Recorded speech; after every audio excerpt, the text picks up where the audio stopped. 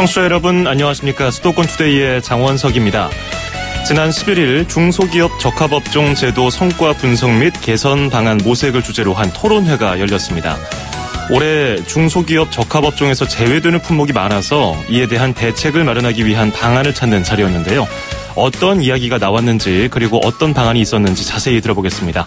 잠시 뒤 투데이 포커스에서는 최승재 소상공인연합회장 그리고 한국 떡류 제조업 협동조합의 최정탁 전무 차례로 연결해서 이야기 들어보겠습니다.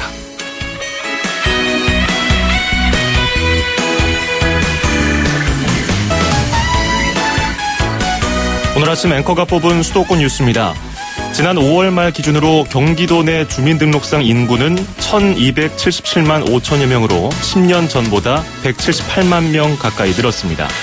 그런데 지자체별로 차이가 큽니다. 수원과 용인, 화성, 평택 등은 증가했는데 부천, 안양, 안산, 구리, 포천, 과천, 연천은 10년 전보다 오히려 인구가 줄었습니다.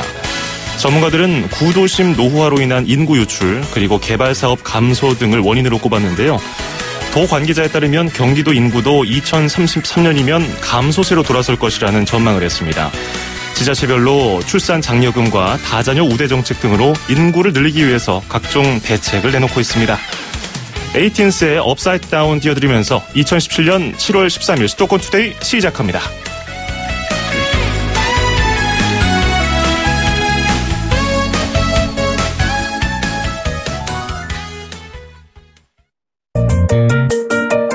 음악과 수도권 뉴스가 한방에 수도권 전문 방송 수도권 투데이.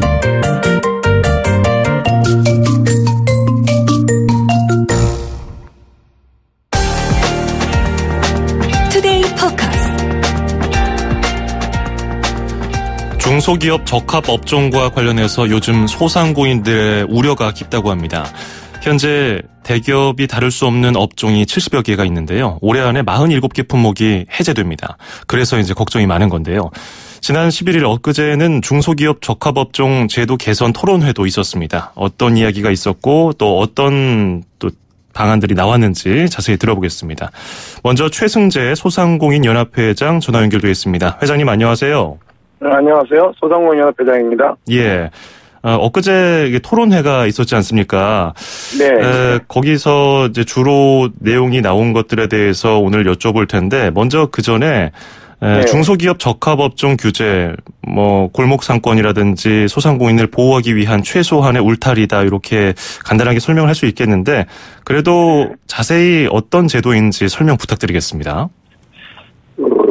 대기업들의 무분별한 이제 골목 상권 침탈을 막기 위해서 제도적 장치를 소상공인 대표들이 끊임없이 요구를 했고요. 예. 이 제도가 시행된 게 2011년도부터 있는데 이 업종 품목을 대표하는 중소기업 단체나 이제 동방성위원회 지정을 신청하면요, 대중소기업 간 민간 합의를 거쳐서 지정 여부가 결정되고 지정된 업종에 대해서는 동방성장위원회가 대기업의 진입을 제한 등을 권고하든 되는 거고요. 예. 이것은 현재까지는 제도긴 하지만 자율적인 합의로 이루어진 제도입니다. 자율적인 합의라 하면 대기업하고 이제 중소기업 간의 합의를 통해서 그것이 네. 이제 정해지는 거군요. 네, 진입을 좀 자제하거나 더 이상 사업을 확장 못하게 하는 부분이 있는 겁니다. 그리고 강제할 수는 없는 거고 권고. 네, 예. 예. 제가 알기로는 적합업종으로 지정이 되면은 그 품목이 3년씩 해서 최대 6년 정도 규제를 받는 걸로 알고 있는데, 네. 그 이후 6년 이후에는 대기업이 그냥 자유롭게 그 품목을 만들어서 팔 수 있는 건가요? 네, 맞는 말씀이고요. 예. 3년 제합일조에서 3년 한 번만 더 연장할 수 있고 그 이후에는 이제 보호막이 없어지는 거죠. 예. 그 만료 이후에 대책이 없어요. 민간 합의 방식으로 운영되기 때문에 지정까지도 사실은 오랜 시간이 좀 걸리고요. 예. 사실 제일 문제는 강제성이 없다는 것이 아하. 가장 큰 문제점으로 지적되고 있습니다. 그럼 처음부터 그 6년 이후의 대안에 대해서는 만들어 놓지 않았나요? 네. 사실은 처음에 취지는 예. 대기업에 어울리지 않는 골목상권에 여러 가지 산업들이 있습니다. 여기에도 이런 부분들이 이제 무분별하게 들어오니까 예. 사실은 진입을 하지 말아야 된다고 생각하는데 이제 아무래도 대화와 타협을 할 수밖에 없으니까 예, 그 예. 과정에서 그 이유까지 얘기를 하는 거에 대해서는 사실은 결론을 못 내놓은 상태에서 일단 진입 자제하는 거로만 1차적으로 합의가 됐던 것 같습니다. 그렇군요. 이제 그 다음 단계를 논의할 시점이 됐다고 생각이 드는데 네. 중소기업 적합업종에서 해제되는 품목이 올해 뭐가 있습니까? 네, 사실은 뭐 간장, 고추장, 된장, 청국장, 뭐 순대, 김치, 두부 많은 품목들이 이제 소상공인들이 작업장에서 간의 수공업 형태로 만들어진 생계형들이 많거든요. 예.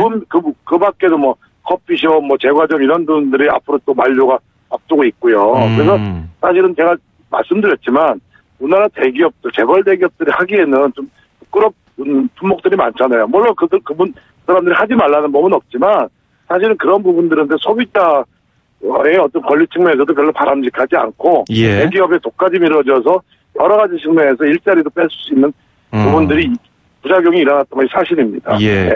그 대기업은 이렇게 얘기를 하더라고요. 뭐 자유무역협정 FTA도 연관이 돼 있고 소비자 이익을 위해서 적합업종 지정 합의가 어렵다 뭐 이런 내용이 있던데 이건 어떤 내용인가요? 짧게 설명 좀 해주시죠.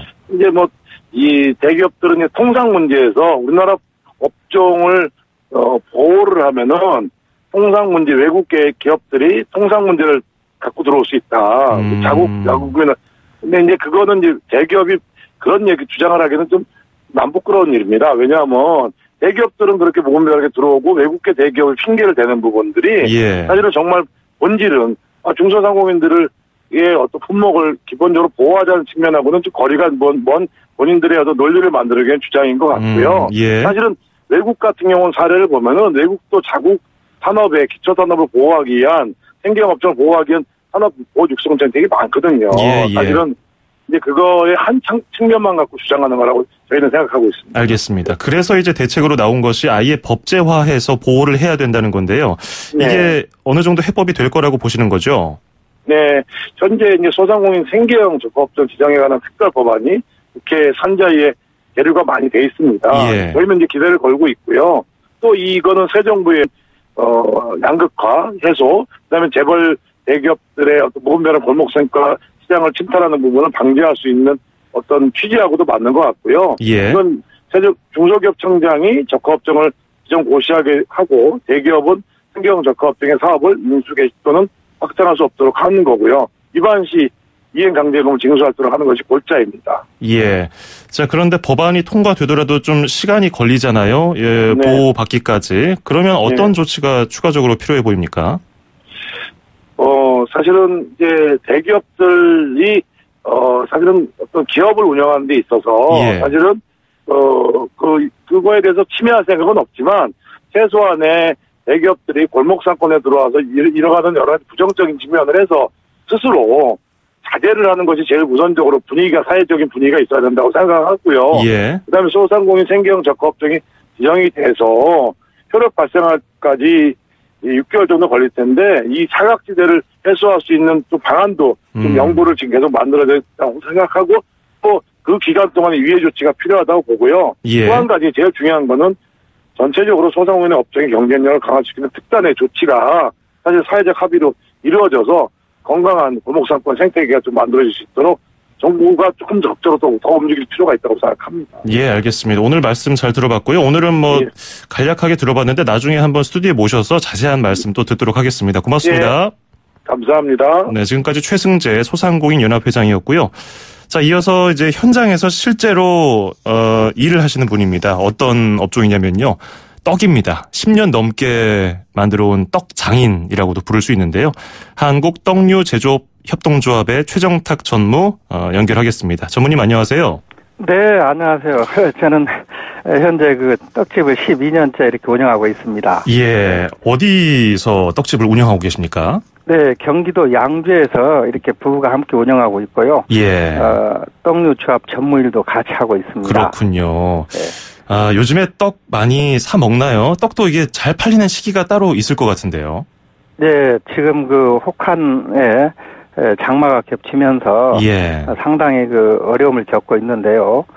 그 저희 떡 업계는 그 지금 현재 상당히 내수 불황이라고 여겨지는데 예. 그 바로미터가 저희 떡 업계가 아닐까 생각이 됩니다. 지금 그 수출이 호조되고 주식시장이 이렇게 호황세를 맞이하고 있다지만 저희 업계는 거리가 멀다 이렇게 생각이 되는데요. 예. 그 미국 리먼 사태 이후 매출 하락세가 계속되어 왔었고 김영란법 바로 이후로는 매출 급감을 실감하고 있는데요. 그 가계세를 제때 못 내는 업체가 상당히 지금 많을 정도로 생계 유지의 어려움을 겪고 있다고 자가 진단 이렇게 해봅니다. 예. 예. 이게 지금 속해 계신 곳이 한국 떡류 제조업 협동조합이니까 예. 제조업에 종사하시는 분들 12년 전하고 지금하고 많이 줄었나요? 어떤가요? 네, 그렇습니다. 지금 제빵업계가 무너지면서 예. 이렇게 떡도 많이 이렇게 떡업계로 들어왔는데요. 예. 그 과포화 상태로 지나친 경쟁 상태가 계속되고 있고 내수도 상당히 어려움을 겪고 있다 보니까 12년 전에 비해서 경영이 크게 이렇게 악화된 것을 피부로 느끼고 있습니다. 예. 대부분 떡집 하면은 그 종사자 규모가 어느 정도 되나요? 굉장히 작은 규모로 알고 있거든요, 제가. 네, 그렇습니다. 지금 전국에 18,500여 개의 떡집 영업소가 있는데요. 예. 그중에 97.5%가 그 부부가 운영하는 가족 경영의 그 한계를 못 벗어나고 있는 것이 사실입니다. 그렇군요. 네. 이 떡은 중소기업 적합업종으로 지정이 돼서 이제 올해 이제 해제되는 것으로 이제 일단은 계획이 돼 있는데요. 맞습니다. 지난 6년 동안 이 규제가 중소기업 적합업종으로 떡이 포함된 것이 실제로 도움이 됐습니까? 네, 그렇습니다. 실제로는 매우 큰 도움이 이렇게 된다고 봅니다. 예. 아무래도 적합업종 지정은 그 생존의 위협 속에서 구명줄 역할을 한다고 보면 맞을 것입니다.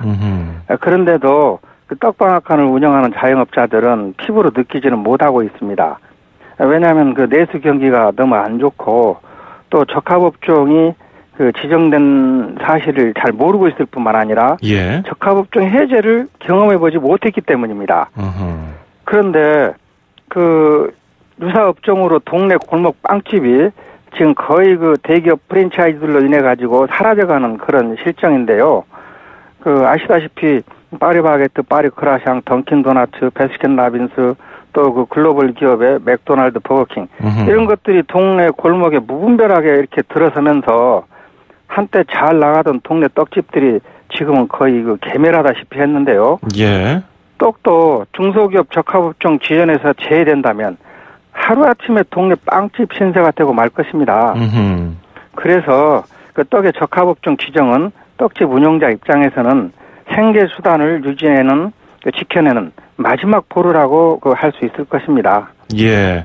이게 사실 빵집이 예전에 동네 빵집이 장사가 참 잘 됐잖아요. 그렇죠. 예. 그런데도 대형 프랜차이즈가 들어서면서 이렇게 거의 뭐 말씀하신 표현대로라면 괴멸하다시피 했다고 보니까 그렇습니다. 떡집도 이거보다 좀 규모가 작으니까 더 피해가 클 것이다. 심하죠. 이런 예상을 하고 계시는군요. 말할 수 없을 것입니다. 예, 예.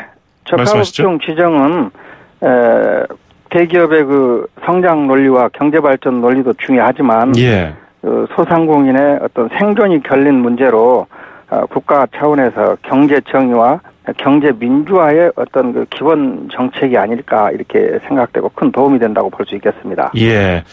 이제 뭐 대기업들의 골목 상권 침해 뭐 이런 얘기가 많이 나오고 있지 않습니까? 요즘에 뭐 갑질 얘기도 나오고 있고요. 예. 소상공인의 한 사람으로서 어떻게 보고 계십니까? 예, 지금 대기업들이 프랜차이즈를 비롯해서 무분별하고 무차별적으로 이 골목 상권 침해를 하고 있는데요. 예. 저도 소상공인의 한 사람으로서 또 누구라도 소상공인이라면 그 생존을 위협하는 절박한 상황으로 이렇게 인식하고 있다고 봅니다. 대기업이 그 성장 발전도 중요하지만 영세 소상공인과 더불어 상생하는 양심이 더 중요한 가치라고 저는 생각합니다. 좀 전에도 동네 빵집 말씀을 드렸는데요. 빵집이 무너지면서 저희 떡집이 포화 상태에 이르렀고 또 직접 그 떡집 종사자가 대략 6만여 명이 됩니다. 그런데 떡 재료를 생산하는 농민이나 간접 종사자까지 하면 무려 10만여 명에 이르는데요. 예. 이들이 떡방앗간 일은 상당히 그 힘든 일입니다. 제 3대 업종의 대표적인 업종이 하나인데 기계로 인한 상해를 입는 일도 비일비재하고 24절기 떡이 각기 다르기 때문에 그 상당한 난이도의 기술을 요하는 데다가 그 가루먼지 속에서 또 작업을 해야 되는 그런 일이지 않습니까? 예. 이런 그 어려운 일을 마지막 갈 곳이 없어서 이렇게 떡지미를 하고 있는데도 대기업이 그 떡 시장에 진출하고자 눈독을 들이고 지금 적합업종 해정을 주장하는 것은 그 막다른 골목에 서 있는 사람들을 그 인정사정 없이 밀어제끼는 매우 비양심적이고 잔인무도한 행위라고 저는 생각합니다. 예. 그 쌀 가공식품협회 관계자가 엊그제 그 토론회에서 얘기를 한 것을 들어보니까 네. 대기업들이 주문자 상표 부착 생산 방식으로 OEM으로 편법을 이용하고 있다고 그러는데 이건 어떤 내용인가요? 네. 아무래도 그 소상공인이라 하는 그 범주가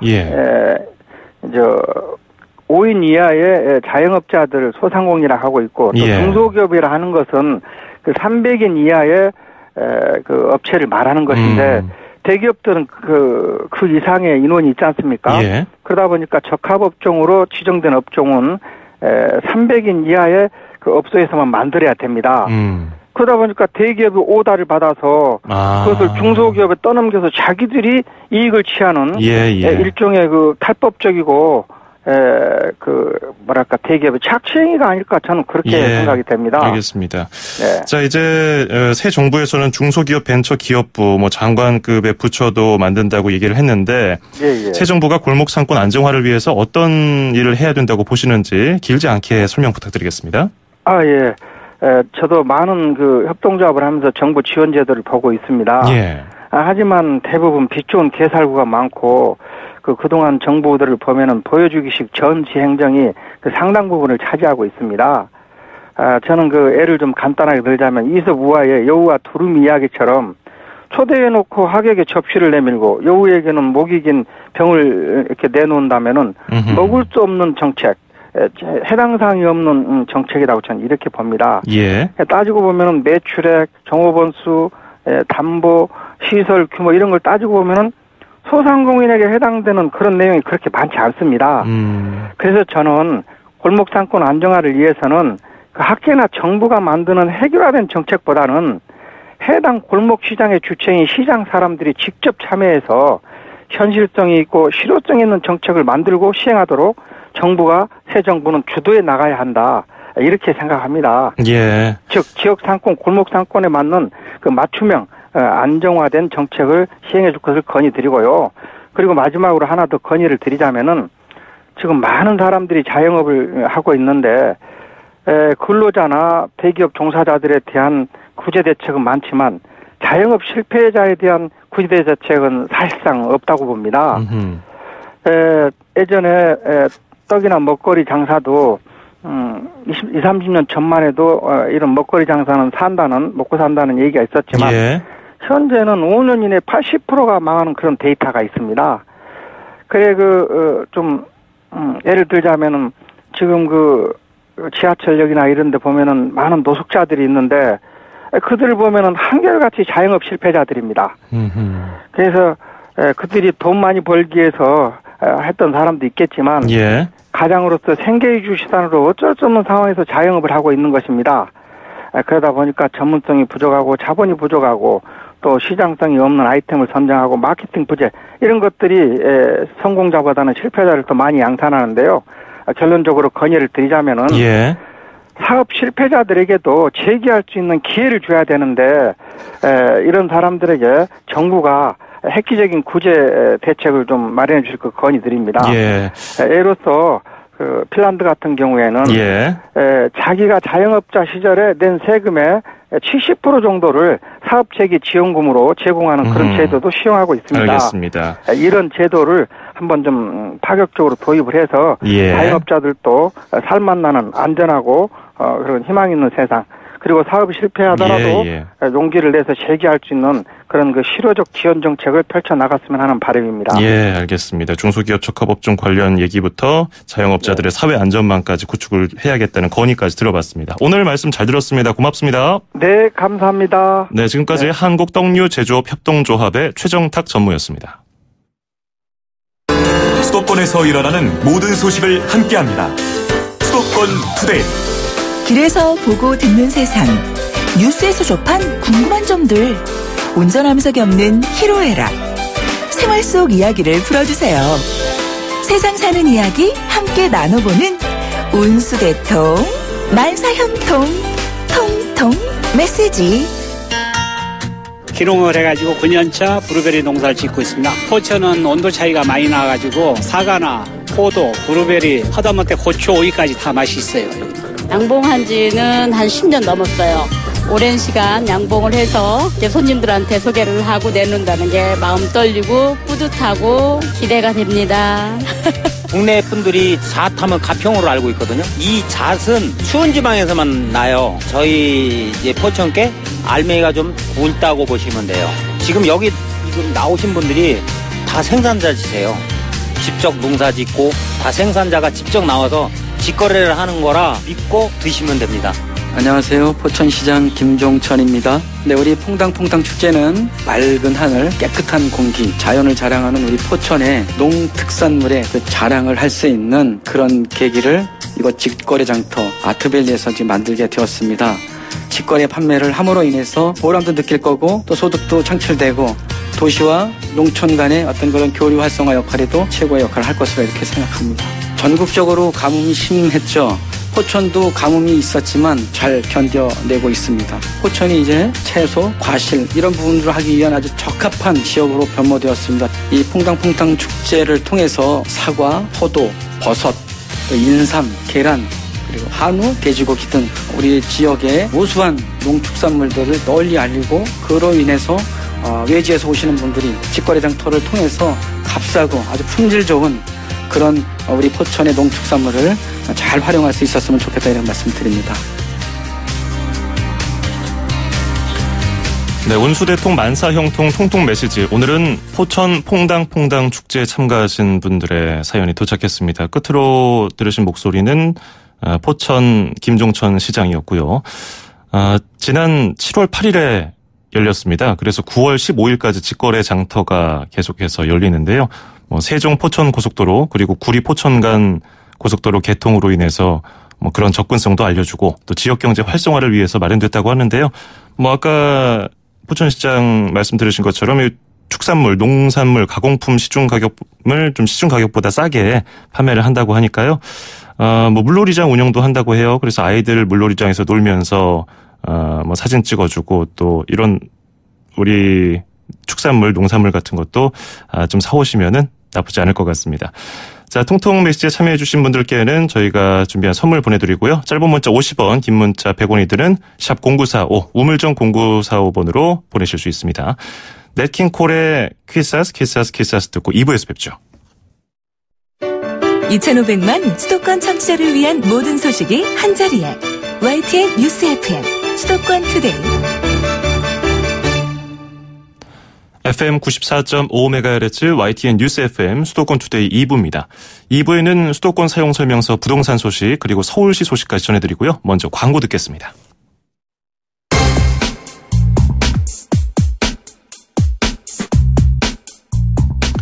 매주 목요일에 만나는 수도권 사용 설명서 시간입니다. 부동산 114 리서치센터 함영진 센터장과 이야기해보겠습니다. 센터장님 안녕하세요. 네, 안녕하세요. 예, 지난주에 서울 아파트 주간 매매 가격 상승폭이 다시 커졌습니다. 그래서 6.19 부동산 대책의 약발이 한 달도 안 돼서 떨어진 거 아니냐 이런 평가도 있었는데요. 그 시점, 타이밍을 노리던 수요자들이 움직인 걸까요? 부동산 거래 상황 어떻습니까?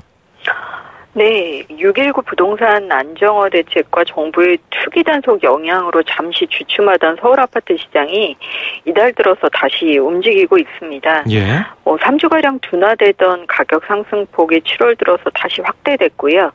매물도 많지는 않은 상황입니다. 국세청 같은 이제 정부의 합동 단속으로 일시 거래 휴지기에 들어갔던 중개업소가 일부 문을 열면서 매물이 거래된 것으로 보여지는데요. 6.19 대책 이후에 서울 분양시장의 높은 청약 경쟁률과 크게 떨어지지 않은 아파트 가격에 매수 타이밍을 노리던 수요자들이 본격적으로 움직였기 때문으로 분석됩니다. 예. 그래서일까요? 이제 이달 말에 분양시장 과열을 잡고 실수요자 위주로 정책을 손보려는 움직임이 있는 것 같은데요. 뭐 청약 가점제 확대라든지 청약 1순위 요건 강화 같은 이야기. 지난 7일에 김현미 국토교통부 장관이 기자간담회에서 언급했죠. 그렇습니다. 이제 청약 가점제는 무주택 기간, 부양가족 수, 그리고 청약통장 가입 기간 등을 점수로 계산해서 점수가 높은 분을 이제 당첨자로 선정하는 제도인데요. 지난 2007년 9월부터 시행 중에 있습니다. 예. 일례로 전용 면적 85제곱미터 이하의 경우는 물량 중에 40%를 가점제로 운영하고 있는데요. 아마 이 비율을 조금 더 늘리는 방안이 굉장히 좀 유력해 보이는 상황이고요. 청약 1순위 자격을 얻는데 걸리는 기간도 늘리는 방안을 추진할 예정입니다. 현재 청약통장 1순위가 될 수 있는 가입 기간은 수도권이 1년, 지방은 6개월인데요.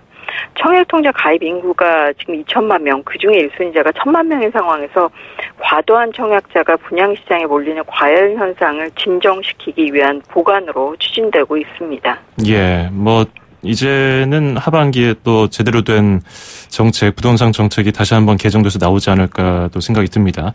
자, 그리고 그동안 임대업 하는 분들 중에서 소득이 드러나는 것이 부담스럽거나 임대로 인한 통제가 좀 귀찮아서 등록 안 하는 분들이 있었는데 이제 다주택자 과세도 강화할 방침이라고 하더라고요. 당근하고 채찍을 동시에 주는 것 같은데 예.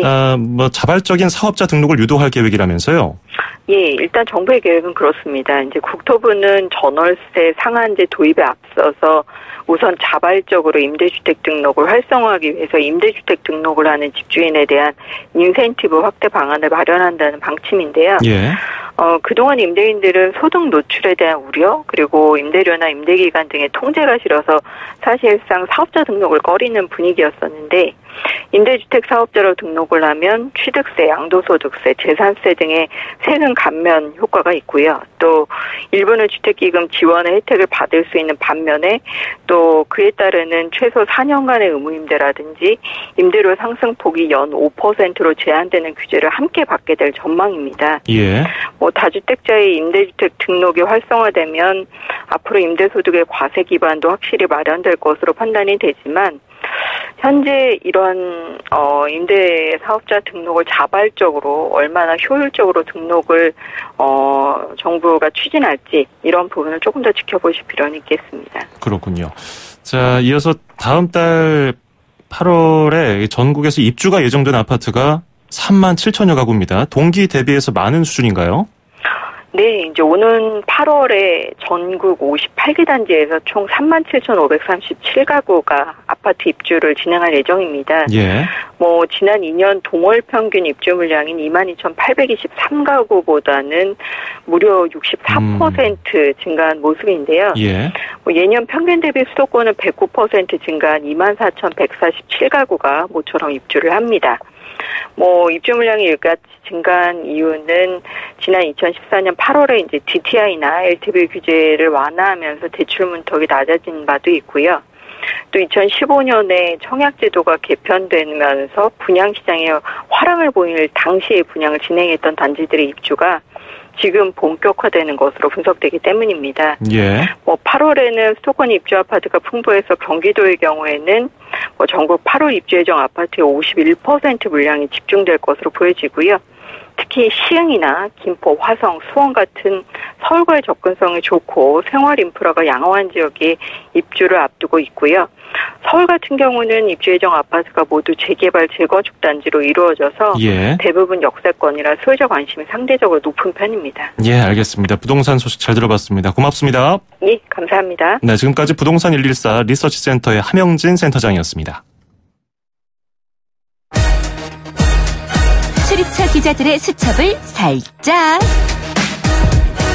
가장 빠른 수도권 소식을 전해드립니다.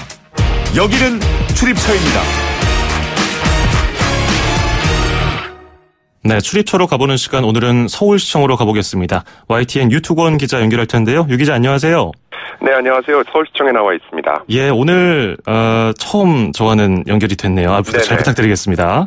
예, 고맙습니다. 자, 지난 시간에도 잠깐 이 소식 들어봤었는데요. 무려 60년 동안 막혀있던 덕수궁 돌담길 일부 구간이 다음 달에 다시 열린다면서요? 네네. 시민들 특히 그 연인들에게 가장 사랑받는 산책로 가운데 하나죠. 덕수궁 돌담길 가운데 아직까지 막혀있는 미개방 구간이 다시 그 시민들의 품으로 돌아갑니다. 예. 정확하게는 그 영국 대사관이 차지하고 있던 그 100m 구간인데요. 덕수궁의 둘레, 그러니까 돌담길의 전체 길이가 1.1km입니다. 다른 구간은 모두 지금 개방이 돼 있는데요. 영국 대사관과 맞닿아 있는 170m 구간만 지금도 드나들 수가 없습니다. 그러니까 이 가운데 그 100m가 이번에 이제 개방이 됩니다. 시점은 그 다음 달 말이 될 것 같고요. 제가 어제 그 현장에 잠깐 다녀왔는데요. 예. 그 막바지 공사가 한창이었습니다. 이 100m 구간이 그 1959년 영국 대사관이 점용 허가를 받으면서 그 출입이 통제됐으니까요. 58년 만에, 정확하게는 58년 만에 다시 개방이 되는 겁니다. 엄청난 긴 기간 동안 100m가 닫혀 있었는데, 네네. 그러면 이 덕수궁 돌담길이 70m 때문에 완전히 연결되지 않았던 거 아니겠습니까? 네, 그렇게 되죠. 그동안 영국 대사관이랑 협의가 잘 안 됐나 보네요. 네, 그 서울시와 영국 대사관이 그 2년 전부터 이 문제를 꾸준히 논의해 왔습니다. 하지만 그 말씀하신 문제가 된 70m 구간은 좀 이번에 다음 달 말에 개방되는 100m랑 좀 다른 게 일단 그 영국 대사관이 소유를 하고 있고요. 또 이미 그 3층짜리 영국 대사관의 업무 빌딩이 이미 들어서 있습니다. 영국 대사관 측은 그 보안 문제를 들어서 이 구간을 개방하는데 줄곧 난색을 보여왔고요. 서울시가 다각도로 해법을 찾아봤지만 말씀하신 대로 결국 뾰족한 해결책을 찾지 못했습니다.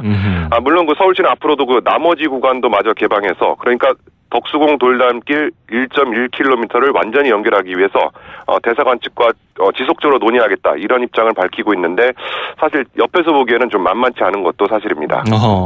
이게 따지고 보니까요, 이 문제가 구한말까지 거슬러 올라가더라고요. 네네네. 보충 설명 좀 들어봐야겠는데요.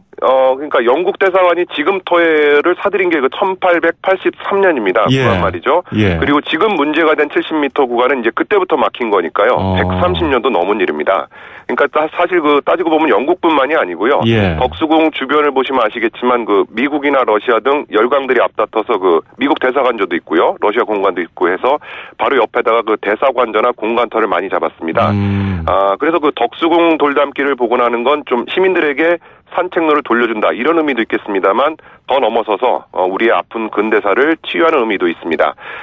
또 이미 개방된 구간에도 앞서 말씀드린 그런 미국 대사관저 등 때문에 여전히 많은 경비 인력이 배치되어 있고요. 그래서 그 시민들이 마음 편하게 이용하기엔 좀 아직까지 괜히 좀 부담스러운 것도 사실이고요. 따라서 이 문제도 좀 장기적으로 풀어야 할 것 같습니다. 뭐 청와대 앞길에 이어서 덕수궁 돌담길까지 뭐 어쨌든 장기적으로 봐야겠지만 열린다니까 기분이 좋군요. 네네. 자, 이어서 조금 딱딱한 이야기로 넘어가 봐야겠습니다. 서울시가 일자리에 초점을 맞춘 추가 경정 예산안을 발표했다고요? 네네. 어제였고요. 지금 국회에서는 정부가 제출한 이른바 그 일자리 추가 경정 예산을 놓고 신경전이 지금 벌어지고 있는데요.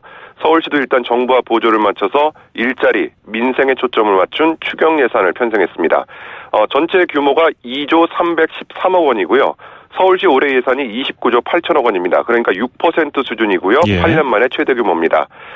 구체적으로 이제 어디에 쓸지를 보면요. 일자리 부분을 보면 보육교직원 확보 등에 포함해가지고 38개 일자리 사업에 1,351억 원을 투입하겠다. 그래서 13,000개 이상의 양질의 일자리, 지속 가능한 일자리를 새로 만들겠다는 계획입니다. 또 그 의료급여나 기초연금, 긴급복지 지원에 1,170억 원, 또 국가암검진, 정신요양시설 운영 등에 95억 원을 편성했습니다. 또 하나 그 눈에 띄는 대목이 요새 좀 심각한 문제죠. 대기질 개선을 위해서 어린이 통학 차량의 LPG 전환 지원에 40억 원, 또 경유차 배출가스 저감에 252억 원 등을 쓰겠다고 설명했습니다. 자, 끝으로 이제 초등학교 방학을 맞아서 학부모님들 이거 아이들 방학 동안 어떻게 또 교육시켜야 되나 고민 많으실 텐데 그러겠죠. 서울 자치구에서 프로그램들이 많이 준비되어 있다면서요? 네, 일단 구별로 다양한 프로그램들을 좀 속속 발표하고 있고요. 오늘은 그 서대문 자연사 박물관에서 마련한 여름학기 박물관 교실을 소개해드리겠습니다. 프로그램은 그 7월 29일부터 8월 13일까지 진행이 되고요. 유치부부터 초등학교 6학년 어린이까지 학년별 수준에 맞춰서 모두 92개의 강좌가 마련됐습니다. 이렇게 얼핏 봐서는요, 학교에서는 쉽게 만날 수 없는 재밌는 강좌들이 눈에 띄는데요. 그 이론과 체험 학습이 결합된 내가 만든 정수기, 또 나의 별자리 찾기, 나도 기상캐스터 등이 있었습니다. 수강료는 교재비를 포함해서 15,000원이고요. 자세한 사항은 서대문 자연사박물관으로 문의하시면 됩니다. 예, 서대문 자연사박물관에 체험학습 관련된 문의해보시면 되겠습니다. 오늘 잘 들었습니다. 네, 고맙습니다. 네, 지금까지 YTN 유투권 기자였습니다.